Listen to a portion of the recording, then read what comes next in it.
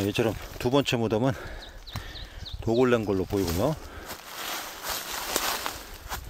그리고 이 두 번째 무덤에서 다시 좁은 소록길을 따서 경사가 급한 곳을 올라가면 또 다른 무덤이 있는 걸로 보입니다. 이처럼 등산로마다 흰색 천을 둘러놨습니다.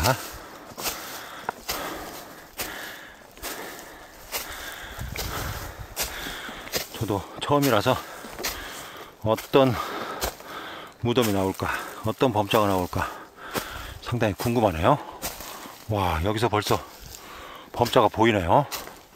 예, 대단합니다. 벌써 각 부재 표면에 범자가 있는 것이 확인되고 있습니다.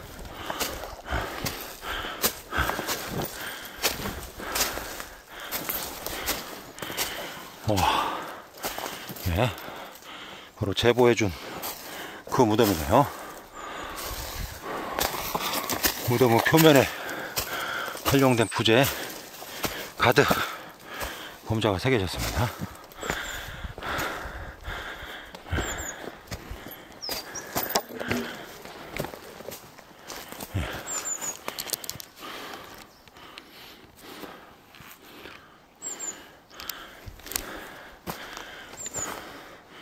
오랜 세월로 인해서 마무는 이루어졌지만 아주 전형적인 실담체임을 알 수가 있고요.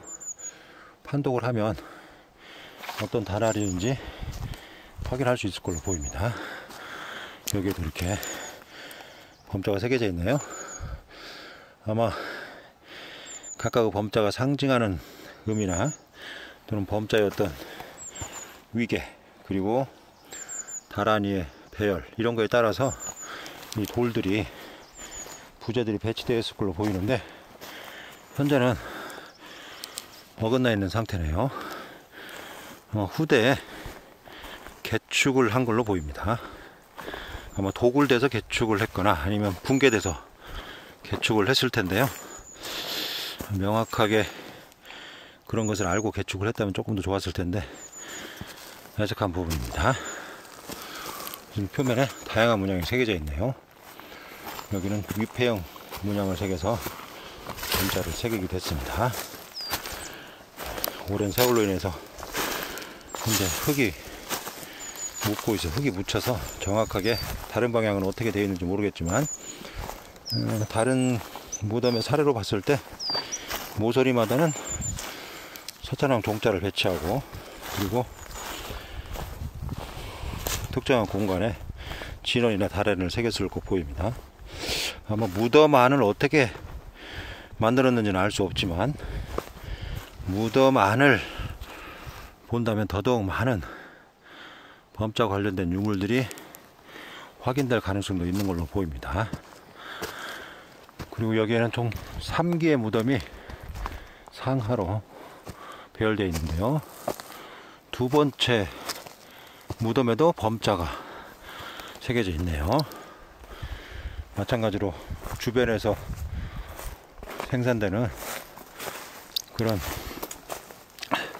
돌들을 활용해서 무덤을 조성했는데요. 여기는 옴자를 많이 새겼네요. 여기도 옴자를 새겼고, 여기도 옴자를 새겼고요. 여기는 불정시민을 새겼습니다.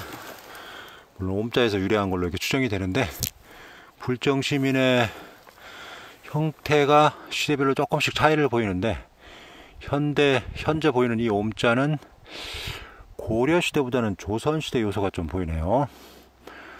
네, 이런 옴자도 고려와 조선시대, 특히 고려 후기부터 조선 초기까지 활용된 그런 옴자체입니다. 물론 조선 후기에 가면 옴자체가 완전히 변형이 되는데, 고려와 조선이 구분하기가 쉬운 것도 있지만 구분하기가 어려운, 이 옴자체는 좀 구분하기가 어려운 그런 옴자체네요.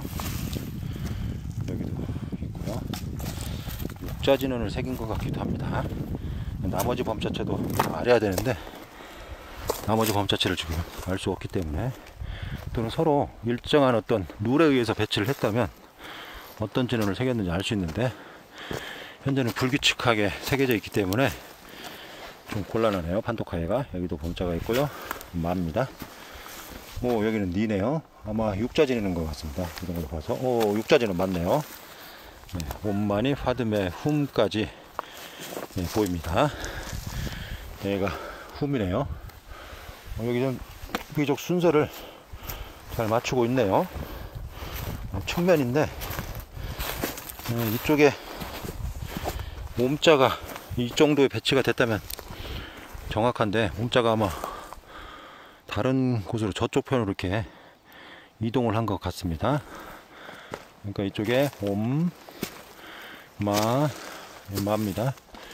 니 쭉 가서 파 듬의 훔, 온마니 파듬의 훔이 육자진언이 확실하네요. 이 무덤은 육자진언을 비롯해서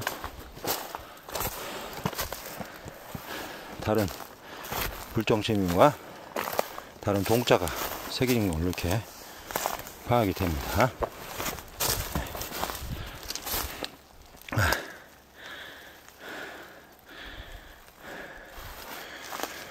그리고 제일 상부에 있는 무덤에도 범자가 있습니다.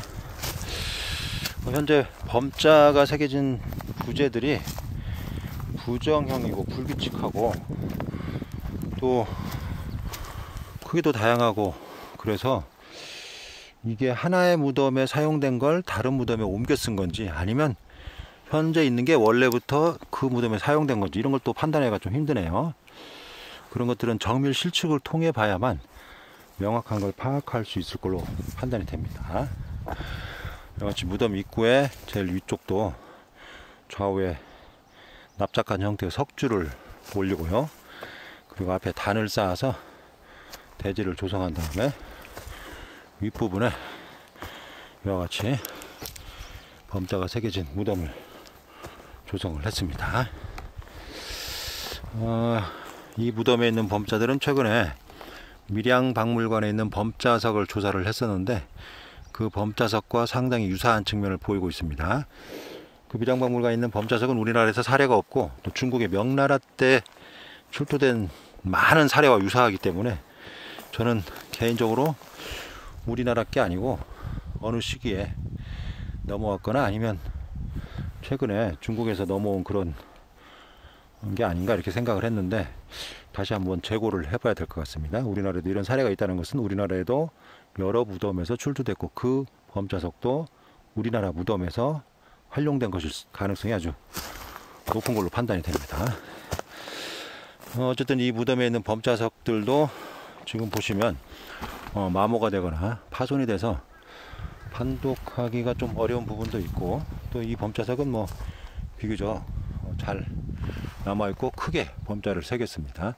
판독을 하면 어떤 진원인지 달아인지 확인할 수 있을 걸로 보입니다. 여기도 좀 독특한 형태로 원형문을 마련하지 않고 범자를 새겼네요. 그 범자를 새기는 방식이 그냥 범자를 새기는 방식이 있고, 원형문을 마련해서 그 안에 범자를 새기는 방식, 아니면 한자 한자를 이와 같이 원형문을 마련해서 상하부에 연화문이랄지 또는 하엽형 장식 문양을 새기는 이런 다양한 방식들이 있습니다. 이런 방식이 가장 어떻게 보면 범자의 신성성을 강조한 거라고 볼 수가 있죠. 그리고 여기에 쓰인 범자들은 거의 대부분 다 실담체로 현재 확인이 되고 있네요. 측면에도 범자석이 있었을 걸로 보이는데 현재는 확인이 되지 않고 마치 깊게 흙이 내려와서 지금 묻혀 있는 상황입니다. 그래서 이 무덤의 원래 모습과 범자석이 어디 활용됐는지 정확하게는 파악하기 힘든 그런 부분들이 있네요.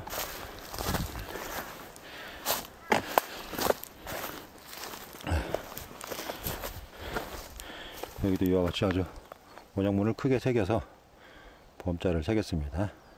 부재가 뒤집어져 있네요.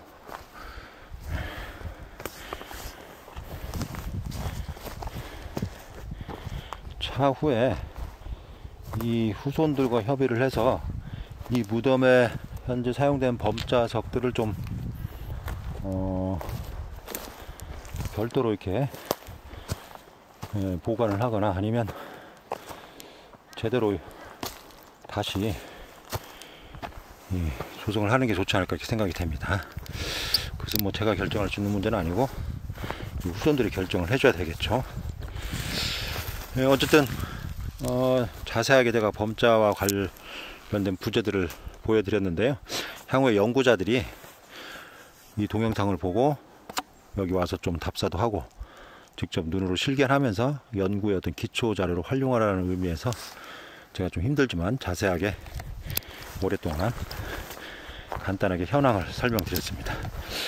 어쨌든 우리나라 범자와 관련된 무덤이 제가 또 하나 확인했다는 것은 아주 기쁜 일이기도 하네요. 앞으로 이제 연구할 일만 남아있는 것 같습니다. 우리나라 범자의 역사를 조금 더 다른 시각으로 볼 수 있는 그런 귀중한 자료였습니다.